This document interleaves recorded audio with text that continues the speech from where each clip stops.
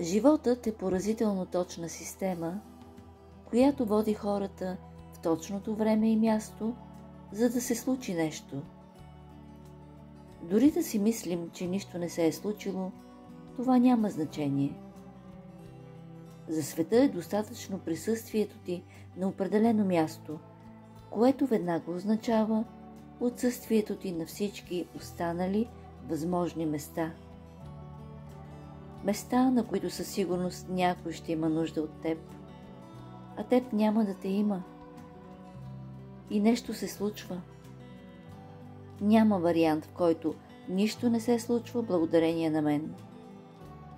И често забравяме колко може да бъдем важни за някого, дори и непознат да е той. Радослав Гизгинджиев.